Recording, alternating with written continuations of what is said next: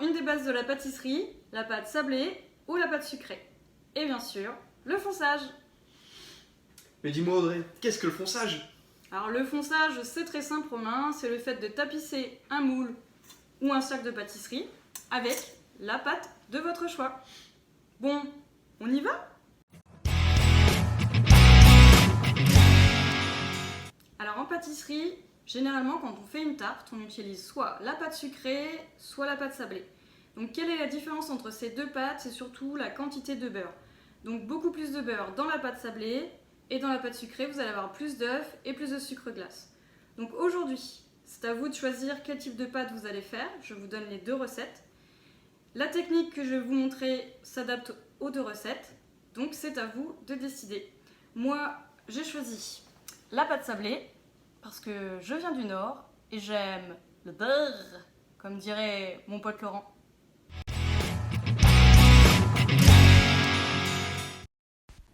Donc sur mon marbre, j'ai mis le sucre glace, la farine et le sel qui ont été tamisés.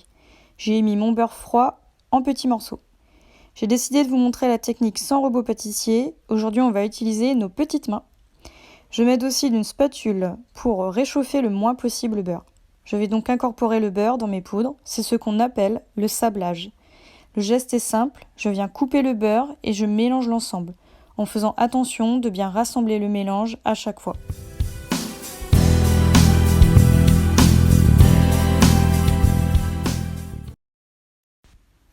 Donc ensuite, je finis le sablage en venant frotter le mélange entre mes mains.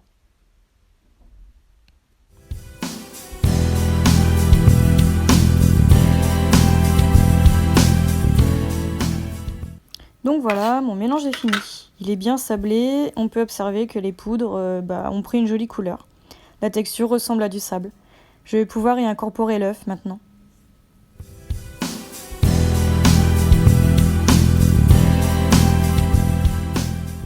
Alors, je fais bien un creux dans mes poudres pour venir y déposer les œufs.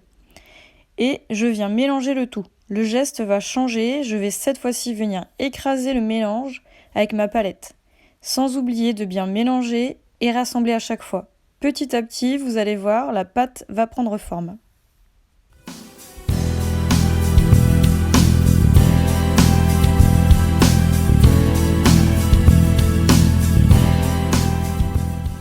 Alors j'obtiens une jolie pâte qui ne colle pas comme vous voyez.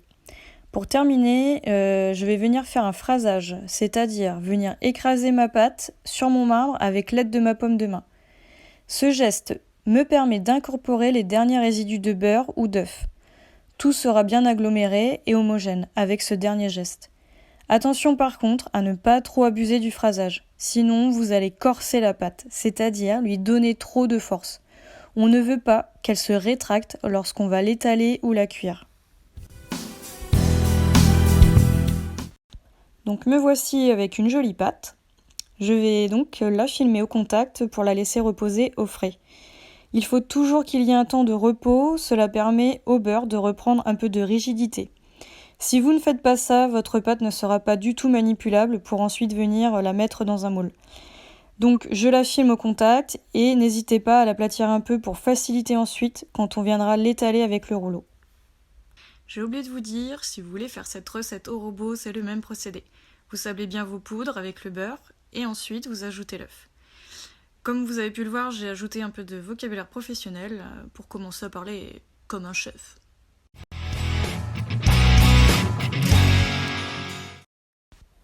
Donc après avoir fariné mon marbre, je viens donc abaisser ma pâte, c'est-à-dire étendre ma pâte à l'aide d'un rouleau jusqu'à lui donner l'épaisseur ou la forme voulue.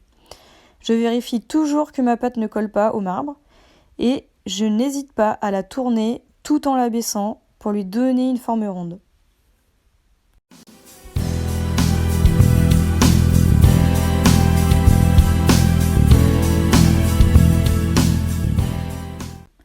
Ensuite, je viens vérifier avec mon cercle que les dimensions de mon abaisse sont bonnes.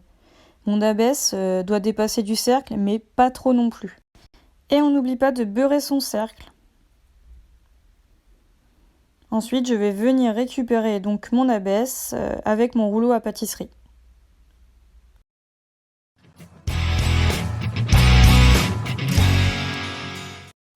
Donc toujours sur un marbre bien fariné, je vais venir poser mon abaisse sur le cercle. Donc vous allez voir, en fait au début je vais commencer à rentrer ma pâte dans le cercle sans m'occuper des bords. Donc là, voilà, je rentre bien ma pâte. Donc une pâte bien froide, hein, surtout. N'hésitez pas à la remettre au frigo si vous voyez que ça ne va pas. Et ensuite, je vais commencer à venir faire les bords. Donc je soulève un tout petit peu mon cercle et je viens poser en fait ma pâte sur le bord. Et en fait, je cherche à venir faire un angle droit.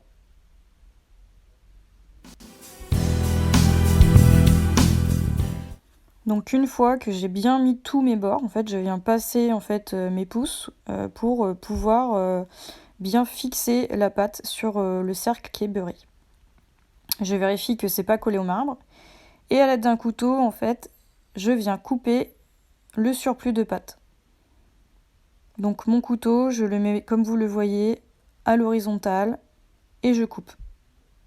Geste franc et précis. Et comme vous le voyez, tout en coupant, je fais tourner mon cercle. C'est vraiment mon cercle qui tourne. Et une fois que j'ai fini, je viens ressouder encore avec mon pouce pour vraiment m'assurer que c'est bien soudé sur le cercle. Et voilà! Donc la deuxième technique, c'est plus pour les tout petites tartelettes. Donc en fait, ce qui se passe, c'est que on va abaisser la pâte en rectangle et on va venir y découper des bandes. Donc là, voilà, je coupe mes bandes.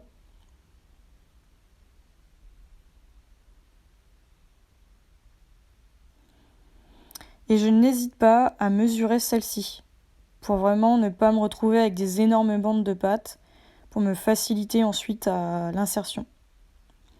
Donc une fois que j'ai coupé mes bandes, hop, je viens l'insérer dans mon cercle. Comme vous voyez, j'ai déjà mis de la pâte en dessous. Et là, le même procédé, en fait, je vais venir poser ma pâte. Je coupe l'excédent au couteau. Et je viens faire les bords, pareil, avec mon couteau à l'horizontale.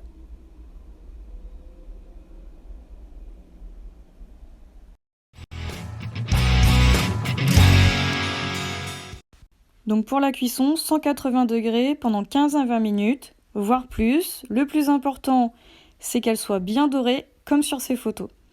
Donc cette cuisson, ça s'appelle la cuisson à blanc. Voilà, maintenant c'est à vous de jouer. À bientôt les gloutons.